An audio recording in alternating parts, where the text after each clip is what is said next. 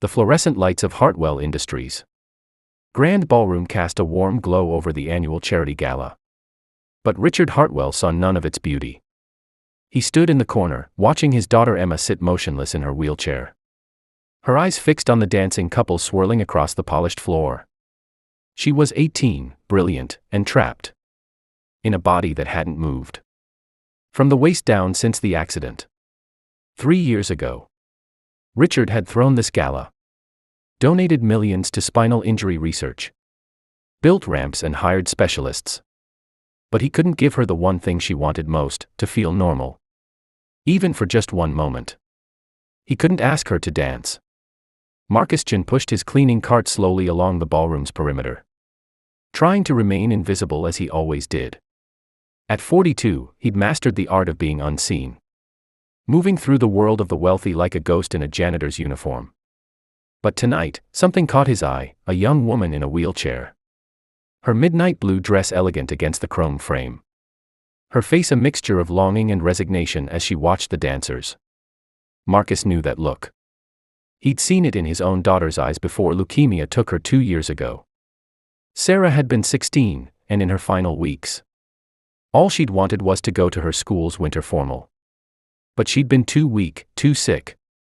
And Marcus had held her hand in a hospital room while she cried about missing her one chance to wear a beautiful dress and dance.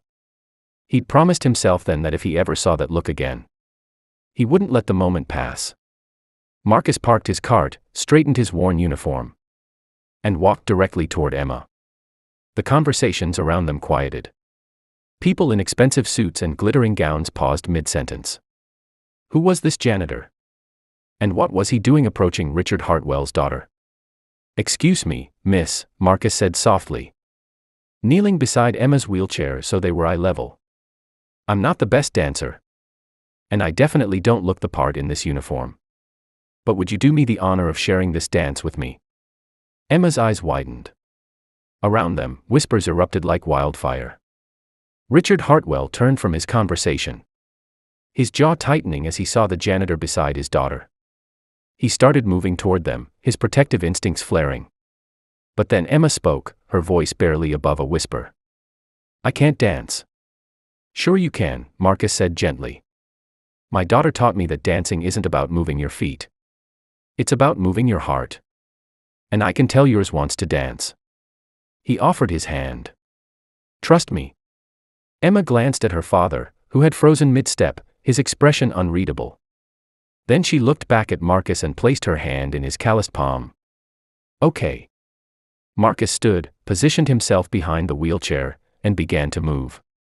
But this wasn't a simple push around the floor. He moved with intention, with rhythm, guiding the wheelchair in graceful arcs and turns that matched the music. He spun her gently, one hand on the wheelchair's handle, the other extended as if they were true dance partners. The crowd parted, creating space on the floor. Emma's face transformed. The resignation melted away, replaced by something Richard hadn't seen in 3 years, pure joy. Her arms began to move with the music, her upper body swaying, her head tilting back as Marcus spun her in a wide circle.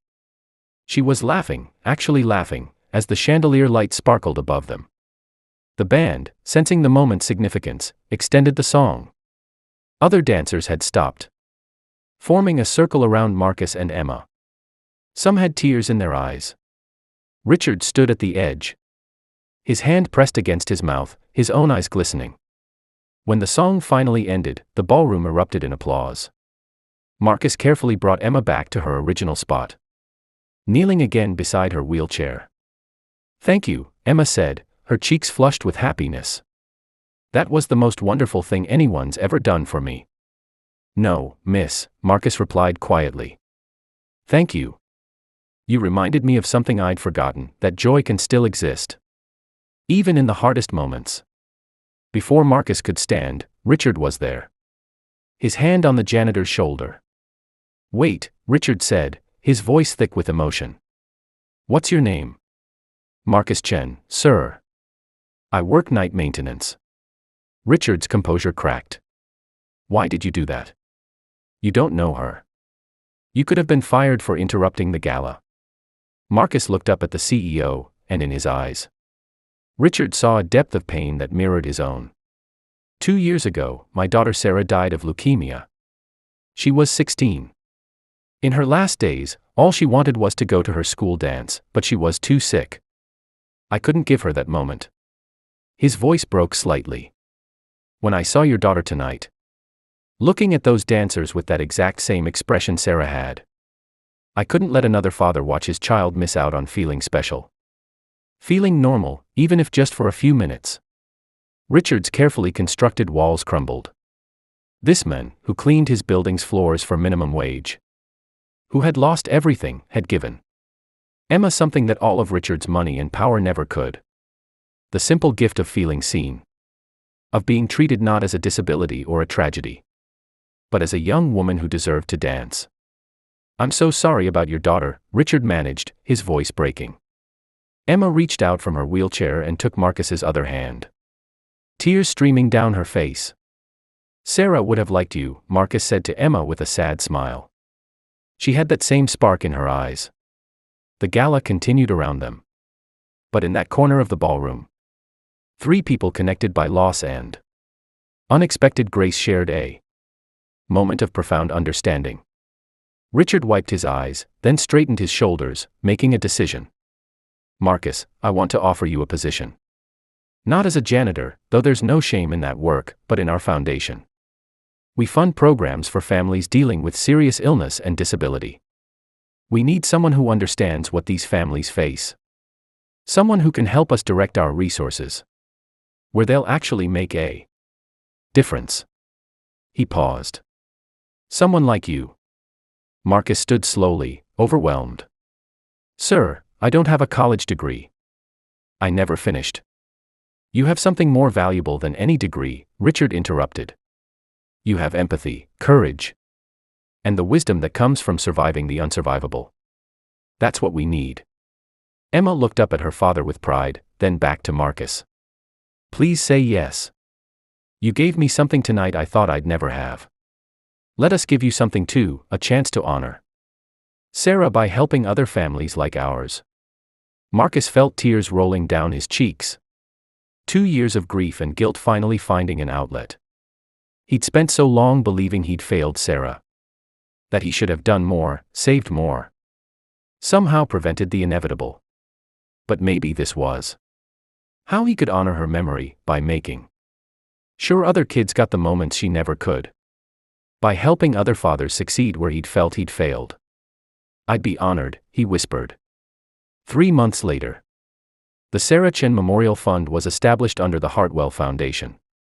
It provided grants for families to create special moments with children facing life-threatening illnesses, proms in hospital rooms, dream vacations, concerts, and yes, dances. Marcus ran the program with the same quiet dedication he'd once brought to cleaning floors. And Richard funded it with the fortune he'd once spent trying to fix the unfixable. Emma became the fund's first youth ambassador, using her own experience to connect with kids who felt isolated by their disabilities. And once a month, without fail, Marcus would arrive at the Hartwell home. And he and Emma would dance in the living room, sometimes to music, sometimes in silence. Always with the understanding that some of life's most profound connections happen between the most unlikely people. Because in the end, the greatest gift we can give isn't money or power or even healing. It's the simple act of seeing someone's pain and choosing to meet it with kindness. It's refusing to let others face their hardest moments alone. It's remembering that we're all just trying to dance through this life. And sometimes the greatest thing we can do is help someone else feel the music, even when they think they've forgotten how to hear it. Richard Hartwell learned that night that being a CEO meant nothing compared to being a father. And that sometimes the people who seem to have the least are the ones who give the most. Marcus Chen learned that grief, while it never truly leaves, can be transformed into something beautiful when we use it to prevent others from suffering alone. And Emma learned that she was never defined by her wheelchair. but by the joy she carried in her heart, a joy that one unexpected dance, offered by one kind man, had reminded her she still possessed.